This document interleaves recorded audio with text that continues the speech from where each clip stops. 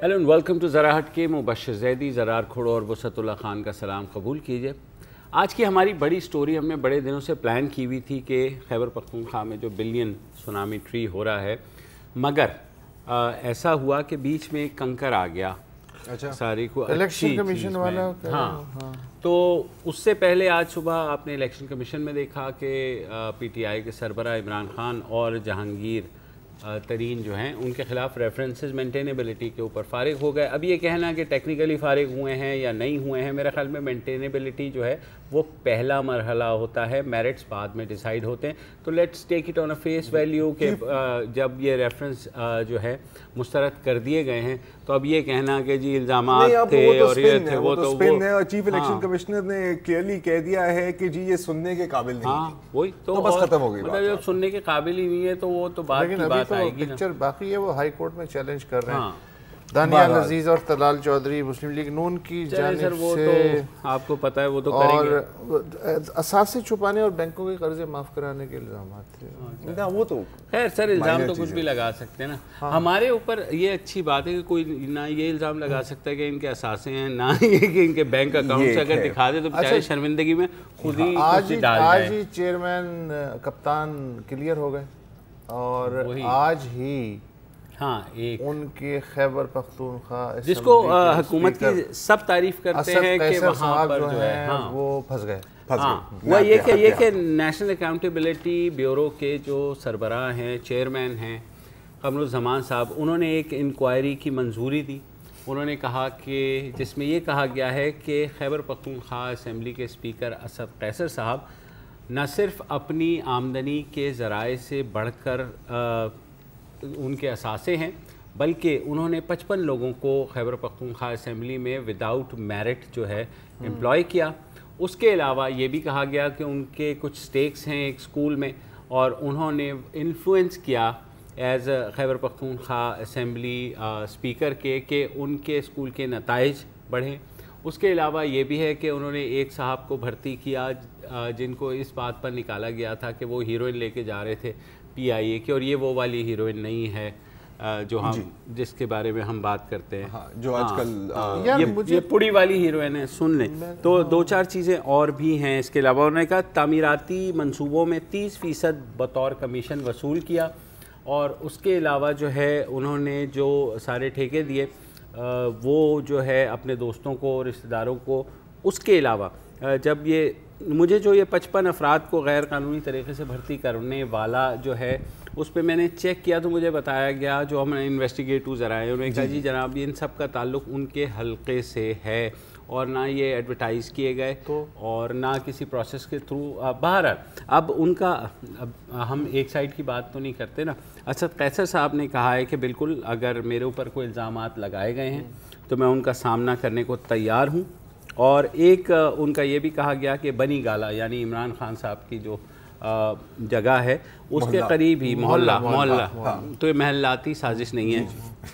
वहाँ पर ये कहा गया कि इन्होंने एक घर शो किया था कि 14.6 मरले का था, लेकिन अब वो बढ़ते बढ़ते फूलते फालते जो है गाँव में था। भैया क्या आप कर रहे हैं? असद कैसर ने जो ओरिजिनल जो घर है वो बकौल नैब के, मैं अभी इस पे भी आता हूँ कि यार मुझे तो ये सारा केस ही मज़ाहिया लग रहा है। असद कैसर 4 भाई हैं ये। इनका स्वाबी का इनका जो मरगूज़ गांव है, किली मरगूज़, ये इनका आबाई गांव है। तो यहाँ 14.5 मरले का घर, छोटा सा घर है और 4 भाइयों का है मुश्तरका। तो नैब ये कह रही है कि अब इसी अपने आबाई गांव में उन्होंने 4 से 5 कनाल का घर बनाया है जिसकी मालियत बकौल नैब के 5 करोड़ रुपए है। अच्छा, अब मैं ये जानना चाह रहा हूँ कि क्या इसमें ऐसा क्या हो गया? मतलब वज़ीर आज़म नवाज शरीफ जो हैं उनका तो बेचारे का एक भी घर नहीं है इस मुल्क में। कभी वो एहलिया के घर में रहते हैं, कभी गाड़ी भी नहीं है। हाँ, ये भी वालिदा के टैक्स के भी देने की जरूरत नहीं। तो अब अगर गिफ्ट पे गुजारा है। हाँ, तो अब अगर इन्होंने असद कैसर साहब ने ये तरक्की कर ली तो इसमें नैब को क्या तकलीफ है, ये बात मेरी समझ में नहीं आ रही है। और फिर ये बनी गाला की बनी गाला में 35 कनाल अराजी पे 35 करोड़ का बंगला। अब 35 कनाल अराजी पे आप बताइए कि 1 आध करोड़ का बंगला क्या अच्छा लगेगा?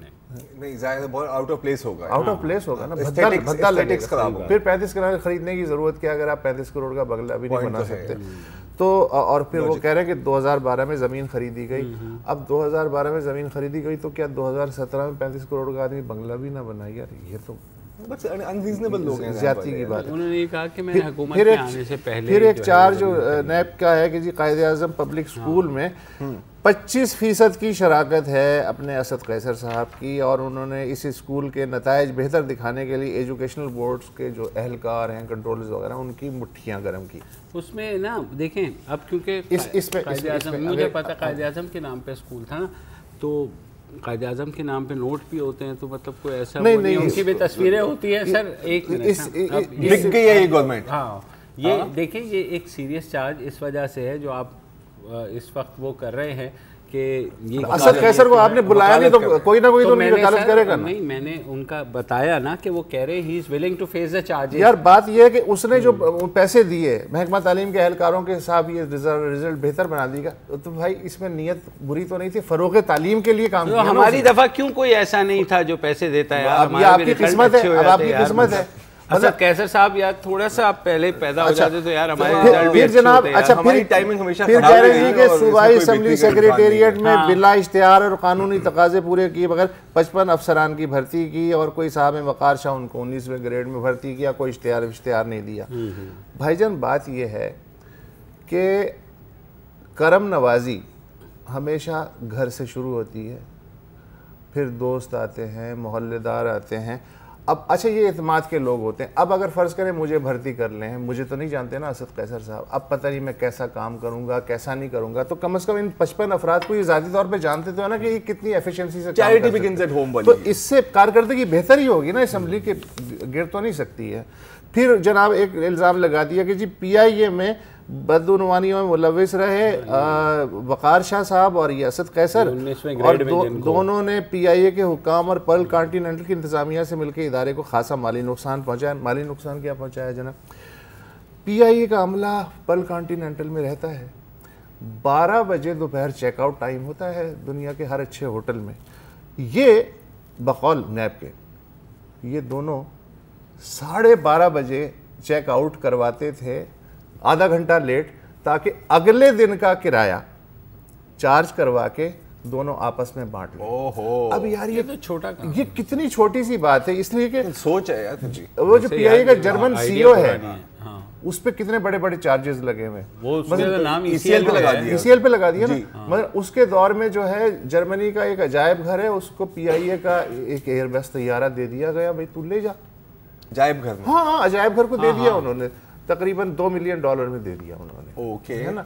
अच्छा, अब उस चक्कर बार यार अगर असद कैसर ने किसी का चेकआउट 12:30 बजे करवा के कोई 5-7 हज़ार रुपये करवा लिए, तो मुझे मतलब ये क्या किस तरह की किरदार कुशी हो रही है? सर आप जाके ना असद कैसर के गले लगे और दाढ़ी मार मार के अच्छा, फ्रैंकली बिग गया है वो सर, बिग अच्छा, है वो सर। फिर है जी कि एक चार्ज ये कि सवाबी में 2 सड़कों के ठेके अपने रिश्तेदार थे सज्जाद अहमद और रंगरेज साहब जो थे उनको दे दिए, और उनसे 30% कमीशन वसूल किया।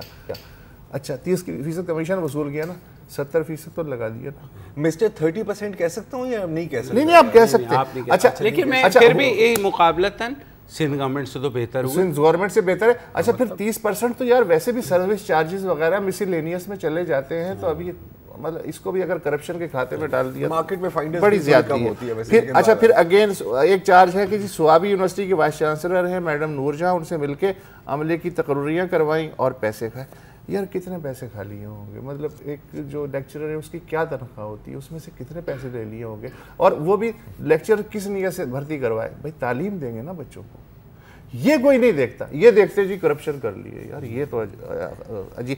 अफगान महाजरीन चार्ज देखें, अब कोई अफगान महाजरीन है, उनसे प्राडो जीपों समेत तहफ़्फ़ुज़ वसूल कर लिए, और उन्हें यकीन दिलाया कि उन्हें सूबे से बेदखल नहीं किया जाएगा। ये भी इसमें चार्जशीट में है।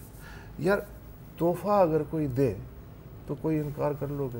तो नहीं, मुझे तो प्राडो देंगे तो मैं तो ले लूँगा, ले लेंगे। हाँ 100%। अच्छा, अब उसको उससे जोड़ना वो एक अलग मामला है कि वो उनको यकीन दिला रहे हैं कि रखेंगे या नहीं रखेंगे, इसका तोहफे से क्या ताल्लुक है? कोई आपको तोहफा देगा तोहफा तो मोहब्बत, अच्छी बातें तो करेंगे नहीं होती है। ये तो मुझे तो ये बड़े जो है ना वो सुपरफिशियल किस्म के जो हैं वो इल्ज़ामात लगते हैं, बाकी आपकी मर्जी। अगर अच्छा, इस पे बिसाइड्स द पॉइंट जो मैंने सोशल मीडिया पे रिएक्शन देखा and I want to appreciate, ठीक है, कि पीटीआई के जितने लोग थे, वोटर्स, सिंपथाइजर्स, सपोर्टर्स, उन्होंने फ़ौरन इस चीज़ का नोटिस लिया और उन्होंने कहा कि जनाब इसकी मुकम्मल तहकीकात हों और अगर ये साहब मुलव्वस हैं तो बिल्कुल इनको सज़ा मिलनी चाहिए। एंड आई वाज रियली, मुझे खुशी हुई कि वरना कोई इस तरह नहीं आया और तू तो खुद जो है ना, मतलब हाँ, ये पीटीआई के वर्कर्स नहीं हो सकते, हैं, ये पीटीआई के वर्कर्स नहीं हो सकते, ये पीटीआई के वर्कर्स के रूप में जो हैं कोई और लोग हैं, नादान पर नहीं। देखिए आप ऐसा भी नहीं है यार, थोड़ा सा सार्काज़म में छोड़ दें तो मैं तो जानता हूँ पहला मेजर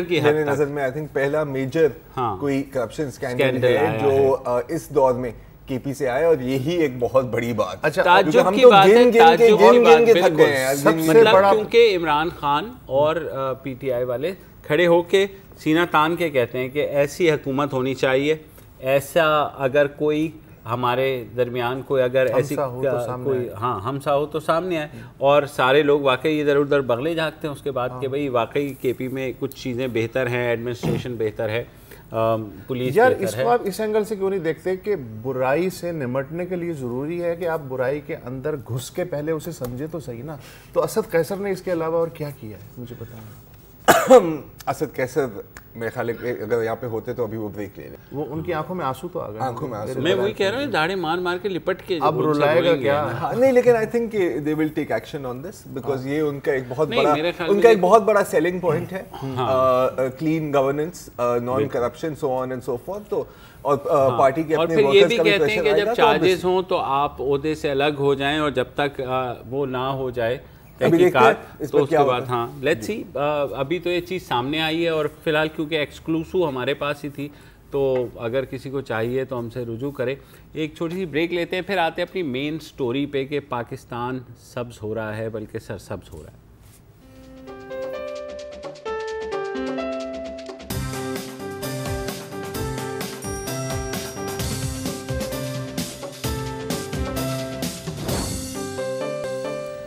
वेलकम बैक। और तकरीबन 1.5-2 साल पहले इमरान खान जो तहरीक इंसाफ के सरबराह हैं, उन्होंने ये ऐलान किया कि हम 1 अरब दरख्त लगाएंगे। तो सब ने कहा यह दीवाने का ख्वाब है, बिल्कुल, क्योंकि पाकिस्तान में डिफॉरेस्टेशन इतना बड़ा मसला है गुज़िश्ता कई अशरों से, और उसके बाद टिम्बर माफिया की मेहरबानी से जो है हम तकरीबन पाकिस्तान गंजा ही हो चुका है। इतना बड़ा मसला है कि आलमी हिसाब में तकरीबन आइडियल सिचुएशन तो ये होती है कि 20% जो आपका रकबा है किसी भी मुल्क का वो जंगलात पे मुश्तमिल होना चाहिए। खैर उसमें चरागाहें वगैरह भी शामिल है।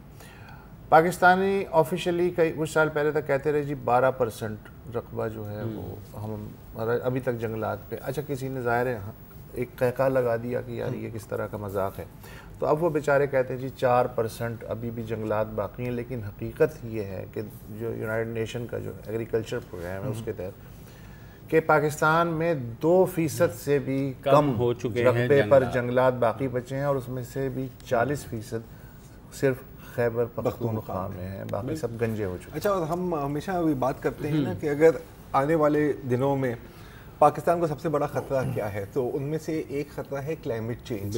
ठीक है, अब उसके बारे में तो आप कुछ नहीं कर सकते। सैलाब और डिफॉरेस्टेशन भी लिंक और इसके अब देख रहे हैं कि बारिशें नहीं हो रही हैं, कम से कम होती जा रही हैं, बहुत लैंडस्लाइडिंग बहुत ज़्यादा बढ़ गई है, वेदर अनप्रिडिक्टेबल हो गया है। हम देखते जा रहे हैं और हंसते जा रहे हैं। हाँ। मतलब जहां हम बैठे हुए हैं कराची में, अगर दरख्त नज़र आ जाए तो इंसान यूँ फाड़ फाड़ के देखता है आंखें के। तो उस तनाजुर में ये बड़ी खुशी की बात है कि खैबर पख्तूनख्वा हुकूमत जो है बॉर्न चैलेंज आपको पता है 2020 तक 2011 में ये चीज़ शुरू हुई। हाँ, 2020 तक उनका टारगेट है कि 150 मिलियन हेक्टर ज़मीन पूरी दुनिया में वो जंगलात वहाँ बहाल हो जाएं। खैबर पख्तूनख्वा वाहिद पाकिस्तान का वाहिद सूबा है जिसने बॉर्न चैलेंज को कबूल किया और टारगेट अपने आप को दिया कि 3,80,000 हेक्टर यानी तकरीबन 11 लाख एकड़ समझ लें आप, जंगलात की बहाली का वादा किया है और हुकूमत का दावा है कि 80% हदफ हासिल हो चुका है। अब ये मैं इसका वजाहत चाहूँगा किसी से कि जी 80% हदफ से क्या मुराद है, कैसे हासिल हो गया? सर उन्होंने ये कहा है कि तकरीबन 3/4 जो है 1 अरब का, यानी 75 करोड़, जो कि हैरान कुन बात है मेरे लिए बहुत ही ज़्यादा कि इतने कम अरसे में ऐसे। और जब मैंने आज रॉयटर्स की इस पर एक बड़ी डिटेल स्टोरी भी आई है और उसमें जिस तरह से बताया गया है, कुछ हमने भी जो बात की थी कि किस तरीके से पूरी कम्युनिटीज़ को इन्वॉल्व किया गया। नर्सरीज नहीं कम्युनिटीज, सर ये जो नर्सरी है ना, उन्होंने ये किया कि दीर में या ऐसी स्वात में या दूसरी जगह जहाँ ख़वातीन जो हैं वो बाहर निकल के कम काम करती हैं, उन्हें कहा गया कि आप घरों में ये सैपलिंग्स नर्सरीज बनाएं और उनको उनके पैसे दिए गए। उनके बच्चे जिनके पास जॉब्स नहीं थी उन्हें ये कहा गया कि आप जंगलात में जाकर गार्ड करें कि कोई जो है दरख्त ना काटे और हम आपको एक ऑनरेरियम देंगे। तो 5 लाख लोगों को इस ग्रीन जॉब्स दी गई हैं, देही खवातीन भी हैं और नौजवानों को। 13,000 प्राइवेट नर्सरीज जो हैं वो आदाद शुमार के हिसाब से खैबर पख्तूनख्वा में जो शजरकारी हो रही है उसके लिए 40% जो पौधे हैं वो इन 13,000 नर्सरीज से आ रहे हैं। अच्छा, अच्छी बात यह है कि नर्सरीज को कर्जे दिए जाते हैं और इनके साथ एडवांस कैश दिया जाता है और मायदे किए जाते हैं कि आपके जितने भी पौधे हैं हम खरीदेंगे, तो इसलिए वो लगे हैं। वसीम साहब, आप कह रहे थे कि आपने कुछ मजीद डिटेल्स देनी है, वजाहत चाहिए थी आपको, तो हमारे साथ लाइन पर अभी मौजूद हैं मलिक अमीन साहब। मलिक अमीन साहब चेयरमैन हैं केपी ग्रीन ग्रोथ प्रोजेक्ट के, जिसका ये जो बिलियन ट्री सुनामी जिसके बारे में हम बात कर रहे हैं वो इस प्रोजेक्ट का हिस्सा है और ग्लोबल वाइस प्रेसिडेंट भी हैं IUCN के, international union for conservation of nature. एक बहुत बड़ा और प्रेस्टीजियस इदारा है। तो अस्सलाम वालेकुम मलिक साहब, thank you very much for joining us. आप हमें बता सकते हैं कि अब तक ये प्रोजेक्ट कितने % कंप्लीट हुआ है, कितना काम हुआ है अब तक? जी वालेकुम सलाम। ये प्रोजेक्ट जी अल्लाह के फजल से 75% कंप्लीट हो चुका है, विच मीन्स के 75 करोड़ दरख्त जो हैं इसमें लग चुके हैं। माशाल्लाह, अनबिलीवेबल। मलिक अमीन साहब, यहाँ मैं थोड़ा सा इसी सवाल को खोलने की कोशिश करता हूँ। ये जो आप कह रहे हैं कि 75 करोड़ दरख्त लग चुके हैं, आपकी मुराद 75 करोड़ दरख्तों से है या पौधों से है? ये 75 करोड़ का जो है जी 60% of this 75 crore is natural regeneration. इसका मतलब ये है कि जो आपने खुद ही बताया कि अभी 40% जो पाकिस्तान का फॉरेस्ट है वो KPK के अंदर है, उस फॉरेस्ट को प्रोटेक्ट किया गया और उसके अंदर नेचुरल जो रीजनरेशन होती है, जो कि फास्टेस्ट, क्विकेस्ट और cheapest way of growing trees है, कि दरख्त जो है वो खुद एक नेचुरल प्रोसेस के तहत उगते हैं, तो उनको प्रोटेक्ट किया गया थ्रू कम्युनिटीज जो कि इन्वॉल्व की गई हैं। वहाँ पर हमने फॉरेस्ट गार्ड हटा दिए और जो कम्युनिटीज से कहा कि आप अपने निगहबान रखें और उनके हमने ब्लॉक्स बनाए और वहाँ पर जो नेचुरल रीजनरेशन हुई है that has been really amazing. क्योंकि हमने जो एस्टिमेट्स किए थे वो किए थे कि 1000 दरख्त फी हेक्टर आमतौर पे होते थे, लेकिन वो पिछले साल हमने जो ऑडिट करवाया WWF से इंटरनेशनल लीव, वो उसमें कोई 2300 दरख्त फी हेक्टर ग्रो कर रहे थे और इस साल वो उससे भी डबल हो गया। सो दैट जस्ट शोज के अगर आप नेचर को थोड़ा सा चांस दें तो nature comes back very quickly and very efficiently. अच्छा सर, लेकिन एक चीज ह्यूमन नेचर भी है, ठीक है ना? अब जैसे आपने अभी कहा कि लोकल कम्युनिटीज को आपने इन्वॉल्व किया, अभी मुबशर आप भी इसकी एक मिसाल दे रहे थे, और इस तरह के जितने भी हमने प्रोजेक्ट देखा है जहां भी दुनिया में हो, एक चीज वाजे है कि जब तक लोकल कम्युनिटी की सपोर्ट ना हो कोई चीज चल नहीं सकती। तो आपने किस तरह के इंसेंटिव्स दिए हैं लोकल्स को?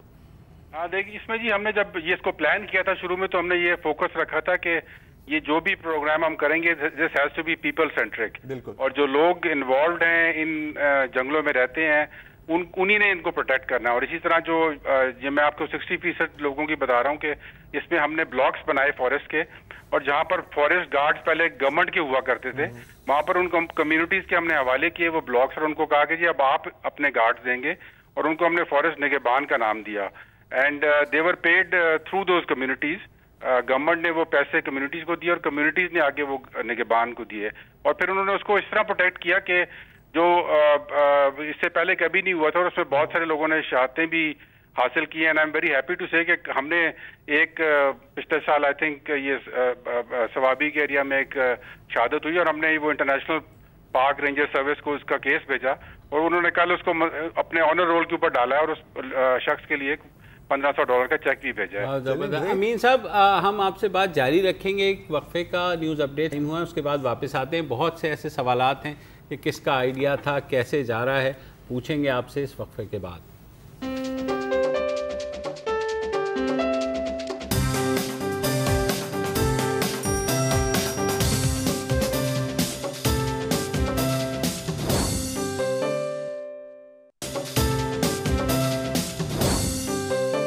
Welcome back. हम बात कर रहे हैं खैबर पख्तूनख्वा के बिलियन ट्री सुनामी की। सोशल मीडिया पर आपने देखा है, ये ट्रेंड भी बहुत चल रहा है और वाकई एक ऐसी अचीवमेंट है जिसको तमाम लोगों को प्राउड होना चाहिए। हमारे साथ मलिक अमीन असलम साहब मौजूद हैं जो इस सारे इनिशिएटिव के चेयरमैन हैं। अमीन साहब, आपने बताया तो थोड़ी डिटेल्स मुझे बताइए, जितना ज़्यादा टिम्बर माफिया का इन्फ्लुएंस चल रहा था वो किस तरह ख़त्म किया है? क्योंकि पहले तो इतने बड़े बड़े स्कैंडल्स आ रहे थे कि मानसहरा से पूरे जंगलात साफ़ हो रहे हैं, कश्मीर से साफ़ हो रहे हैं और जगह से नॉर्दर्न एरिया से, तो किस तरह आपने उन गैप्स को प्लग किया?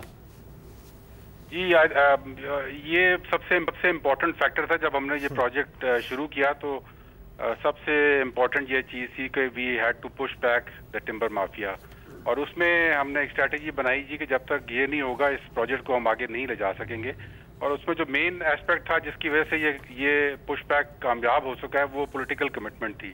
इस प्रोजेक्ट के पीछे भी जो पॉलिटिकल कमिटमेंट थी वो एक सियासी पार्टी की थी जिसने 2013 के इलेक्शन से पहले अपना एक ग्रीन एजेंडा दिया और फिर जब केपी के हुकूमत में आई तो उसने उस ग्रीन एजेंडे को ट्रांसलेट किया into very concrete green growth targets. उनमें से एक टारगेट फॉरेस्ट्री का था कि जी केपी के में अब तक जब से पाकिस्तान बना है फॉरेस्ट्री कम हो रही है, तो हमने ये टारगेट दिया कि जो केपी के में अब फॉरेस्ट रह गया उसको 2% हम बढ़ाएंगे। तो उस 2% को जब हमने ट्रांसलेट किया तो then we came to this billion tree project और इसमें कलेक्टिव ओनरशिप थी पॉलिटिकल पार्टी की and the cabinet. Timber mafia को कैसे लगाम दिया आपने? टिम्बर माफिया का था और टिम्बर माफिया के लिए पॉलिटिकल कमिटमेंट जब हमें मिली पीछे से तो डिपार्टमेंट ने एक्स्ट्रा ऑर्डिनरी उन्होंने काम किया और उसमें उन्होंने बहुत सारे ऐसे स्टेप्स दिए। जिस तरह सबसे पहला स्टेप था कि तकरीबन 60,000 कनाल जमीन जो कि टिम्बर माफिया के कब्जे में थी फॉरेस्ट लैंड वो उनसे अब रिट्रीव कर ली गई है। इसके साथ साथ 600 मिल्स जो कि मानसेरा हजारा इस एरिया में सिर्फ लकड़ी काटने पर लगी हुई थी वो बंद कर दी गई हैं। कोई 300 से ऊपर लोगों को एप्रीहेंड किया गया और उनको they are in jail right now, जिसके ऊपर उनके ऊपर मुख्तलिफ केसेस शुरू किए गए। आपने देखा होगा कि पीटीआई वो गवर्नमेंट थी जिसने इस टिम्बर माफिया की इशू के ऊपर ही अपने एक इत्तेहादी से भी को भी खैरबात कह दिया और फिर वो गवर्नमेंट जो थी उसको रिस्क पे डाल के ये काम किया। अच्छा मलिक साहब, जहां तक प्लांटेशन की बात है तो जाहिर है कि बहुत अच्छी बात है कि इतने दरख्त लगाए जा रहे हैं। एक सवाल बार बार उठता है, आपके मेरे सामने ये लिस्ट भी है, आपने जितनी परसेंटेज जिस वैरायटी की लगाई है, तो ब्रॉड लीफ में तकरीबन 23% यूकेलिप्टस है यानी सफ़ेदा। और यूकेलिप्टस के बारे में काफ़ी कंट्रोवर्सी है कि वो बहुत ज़्यादा पानी यूज़ करती है और सिंध में हमारे बहुत ही बुरे एक्सपीरियंस रहे हैं सफ़ेदे के, क्योंकि वो उग तो बहुत जल्दी जाता है लेकिन उसकी उगता इसलिए क्योंकि वो इतना पानी चूस लेता है ज़मीन से।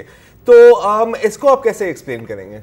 हाँ, इसमें यूकेलिप्टस जो है जी, इस पर थोड़ी सी हमें क्रिटिसिज्म आई। फिर हमने एक एक्सपर्ट ग्रुप बनाया जिसने पूरे प्रोजेक्ट को रिव्यू किया और इसके साथ साथ ग्राउंड पे जाके उन्होंने जो लोग ये क्रिटिसाइज करे तो उन्हीं को हमने एक्सपर्ट ग्रुप में डाला और फिर उनको हमने विजिट कराया ग्राउंड पर। उनकी रिकमेंडेशंस को दोबारा प्रोजेक्ट में डाल के हमने प्रोजेक्ट को चेंज किया और उसमें फिर हमने ये टारगेट रखा कि 10% से ज़्यादा हमने इस प्लांट को नहीं लगाना और सेकेंडली इस प्लांट को हम वहाँ लगाएंगे जहाँ पर इसकी अफादियत है, क्योंकि यूकेलिप्टस की अफादियत है। अगर आप वाटर लॉक्ड और सेलाइन एरियाज के अंदर ये प्लांट लगाते हैं तो वहाँ पर सिर्फ यही प्लांट उग सकता है और ये ना सिर्फ उगता है बल्कि उस वाटर लॉगिंग और सेलाइन एरिया को दोबारा रिक्लेम कर देता है।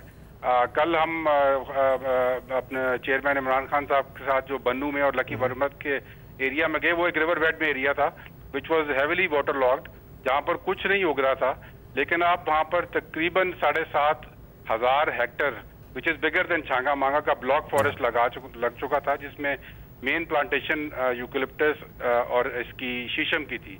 और यूकलिप्टस की कामयाबी की वजह से वहाँ पर वो देखने को जो हैरानकुन बात थी वो ये थी कि 2 साल के पौधों के नीचे जो ज़मीन थी वो उसका सारा टेक्सचर चेंज हो गया था, और वो लगे ऐसे रहा था कि वो 5 मतलब घास उग रही थी वहाँ पे जहाँ पर रेत हुआ करती थी, कि वो 5 साल में वो उस जमीन को रिक्लेम कर देगा फॉर एग्रीकल्चर ऑल्सो। और ये इस प्लांट की ये अफादियत है, लेकिन इसको हमने रिस्ट्रिक्ट किया हुआ इनटू एरियाज जहाँ पे वाटर लॉगिंग और सैलिनिटी है। अच्छा, अमीन साहब, कोई इरादा है कि यही चीज़ें दूसरे सूबों में भी, क्योंकि आपका ताल्लुक IUCN से भी है और IUCN पूरे पाकिस्तान में ही काम कर रही है, तो अगर ये इतना सक्सेसफुल प्रोजेक्ट है तो ये रिपीट हो सकता है कम से कम सिंध और बलूचिस्तान में, जहाँ इन्होंने कोई दिलचस्पी जाहिर की है?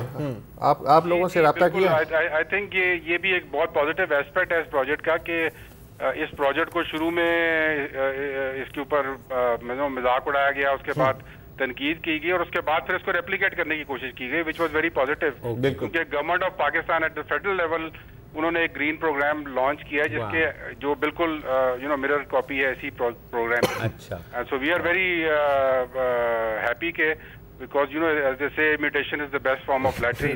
लेकिन ग्रीन पाकिस्तान प्रोग्राम वो नवाज शरीफ हुकूमत जो आप कह रहे हैं 100 मिलियन दरख्त उनका टारगेट है। जी हाँ, प्रॉब्लम सिर्फ ये है कि वो उन्होंने क्योंकि इतना लेट इन द गवर्नमेंट किया है, उनको वो पौधे नहीं मिल रहे। हमने तो 2 साल पहले सिर्फ पौधे उगाने पे लगाया। नहीं सर, अगले 5 बरस में 100 मिलियन लगाएंगे, वो इलेक्शन जीतने के बाद भी उनका ये प्रोग्राम जारी रहेगा। लेकिन इन्होंने कुछ आपके एक्सपीरियंसेस को हासिल करके आपसे फायदा उठाने की कोशिश की, या अपना जो है काम अलग अलग हो रहा है? नहीं, बिल्कुल इन्होंने की। आई थिंक वो इसमें ये पॉजिटिव एस्पेक्ट था कि उनके जो फेडरल सेक्रेटरी थे मिनिस्ट्री ऑफ क्लाइमेट चेंज, जिसने ये लॉन्च किया project, he visited our plantation. वो गए वहाँ पर, उन्होंने खुद जाकर देखा कि ये क्या हो रहा है और किस मॉडल के तहत हो रहा है। मेरे से भी बात की उन्होंने, मिनिस्टर साहब से भी मेरी बात हुई, तो वो उन्होंने जरूर उसको इनकॉर्पोरेट किया। बट मैंने उनको यही बताया था कि इसका सबसे बड़ा चैलेंज हमारे लिए भी था कि जब हमने ये स्टार्ट किया तो कहना आसान है, लेकिन जब आप 2 करोड़ पौधे साल के लगा रहे हैं और आपने जाना हो 25 करोड़ पे, तो it's a big jump. And it took us 2 years, जो आपने बताया शुरू में कि 13,000 जो नर्सरीज मशरूम की गई और एक यूथ नर्सरीज का प्रोग्राम बनाया गया, उससे एम्प्लॉयमेंट भी जनरेट हुई, प्लांट्स भी जनरेट हुए, लेकिन इट टुक टाइम। तो वो एकदम वो नहीं आप कर सकते। होपफुली जो उन्होंने काम शुरू किया है, अल्लाह करेगा PTI की गवर्नमेंट आ जाएगी, फेडरल गवर्नमेंट, और फिर इंशाल्लाह ये खत्म करेंगे। ठीक है सर। अच्छा सर, एक और मेरा सवाल है, अब आजकल थोड़ी ज़्यादा अवेयरनेस हो गई है, लेकिन एक अक्सर डिबेट ऑफर होता है हमारे जैसे मुल्कों में कि जी हमें डेवलपमेंट की ज़रूरत है, और डेवलपमेंट से लोगों की मुराद होती है कि रोड बने, फैक्ट्रियाँ लगे वगैरह वगैरह, मतलब कंक्रीट। और ये जो दरख्त लगाने वाला चक्कर है, ये शायद हमारे लिए इतना फ़ायदेमंद नहीं है। तो इस जैसे लोगों को आप क्या जवाब देंगे सर? आप क्यों कर रहे हैं, इतने दरख्त क्यों लगा रहे हैं? देखिए, सबसे पहले तो आपने भी ये जिक्र किया कि पाकिस्तान का जो क्लाइमेट चेंज में we are the 7th most vulnerable country in the world. एक साल 2010 और 11 में हम the most vulnerable country in the world रहे हैं। तो ये हमारे लिए एक लग्जरी नहीं है, बल्कि एक नेसेसिटी है कि हमें ये चीज़ करनी है। और लेकिन इसके जो ऑफशूट्स हैं वो बड़े पॉजिटिव हैं। इसमें आप डेवलपमेंट की जो बात कर रहे हैं, this is people centric development. इससे ग्रीन जॉब्स जनरेट हुई हैं, तकरीबन 5 लाख लोगों को डायरेक्ट और इनडायरेक्ट इससे जॉब्स बनी है। औरतों को और यूथ अनएम्प्लॉयड को घरों में बैठे हुए 12 से 18,000 रुपए through this youth nurseries program मिल रहा है इस प्रोग्राम के तहत। और इसके अलावा अभी कल ही बल्कि वो बॉन्ड चैलेंज वालों ने इसकी एक इकोनॉमिक कॉस्ट बेनिफिट एनालिसिस किया है। तो उन्होंने ये बताया कि KPK को इस प्रोजेक्ट से इन द फ्यूचर $121 मिलियन का बेनिफिट होगा। बिल्कुल, मैंने पढ़ा और बहुत ही ज़बरदस्त। मलिक साहब, I would like to appreciate, खुश रहिए, और आपने वाकई एक ऐसा काम किया है जिसको हाईलाइट भी होना चाहिए, और दूसरे सूबे भी अगर इसको कॉपी करते हैं तो अच्छी बात है। किसी चीज़ को, पॉजिटिव चीज़ को तो कॉपी करें ना, इन चीज़ों में कंपटीशन करें, और ये बयानात और प्रेस कॉन्फ्रेंस में कंपटीशन ना करें तो कितना अच्छा होगा। बहुत शुक्रिया हमसे बात करने का। कोई बचपन से जो हम कहानी सुनते आ रहे थे कि वो एक बूढ़ा जब दरख्त लगा रहा होता है तो सब उससे पूछते हैं, लेकिन अब जो है दरख्त सियाने हो गए, वो बूढ़े को मरने नहीं देते, उसकी जिंदगी में ही फल दे देते। सर, मैं एक और स्टोरी बताऊँ, आपने बूढ़ी की मेंशन की ना। भारत में एक शख्स हैं यादव पयंग, असम में रहते हैं। 16 साल की उम्र में उन्होंने देखा कि जंगलात के इलाके में रहते थे और जाहिर है कि वहाँ से ही कमाते थे, खाते थे, तो जंगल तबाह हो रहे थे, ठीक है, तो जो माल मवेश है, जो वाइल्ड लाइफ है, वो भी मर रही थी। तो इसने 16 साल की उम्र में 1979 में कहा कि नहीं यार मैं इन दरख्तों को दोबारा लगाऊंगा, ठीक है। 30 साल बाद उसने 1360 एकड़ की जमीन पर खुद दरख्त लगाए और अभी कह रहा है कि मैंने अभी 3000 एकड़ पे जाना है। तो ये होता है, ये भी पीपल सेंट्रिक है सर। चले ठीक है, ये केपी हुकूमत को चाहिए कि उसे ऑनरेरी तौर पे कोई ना कोई एजाज कसम से बुलाए उसे। बिल्कुल। एक वक्फा ले लीजिए।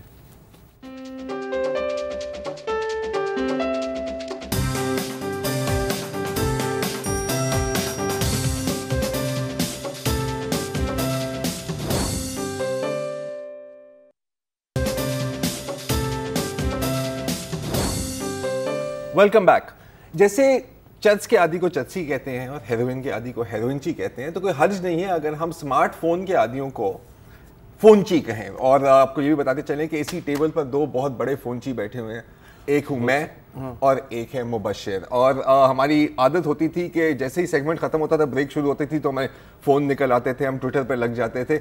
और मसला यहाँ तक आ गया कि हमारे हेड कांस्टेबल वसत सलाह साहब ने पाबंदी लगा दी कि आज से, और ये मेरे ख्याल कितनी कोई 6 महीने पहले की बात है, सेट पर फोन इस्तेमाल करना मना है। सिर्फ अब तो अब हम रह गए। हाँ, अब हम सिर्फ, हाँ ओके, थैंक यू। और बहुत अच्छी बात है, I appreciate Wasiullah Khan for this, क्योंकि ना तो अगर ये नहीं होता तो हमारे ना कभी ये हो जाना चाहिए, हो जाता जो इस क्लिप में इस BBC की रिपोर्टर के साथ हुआ है। देखिए।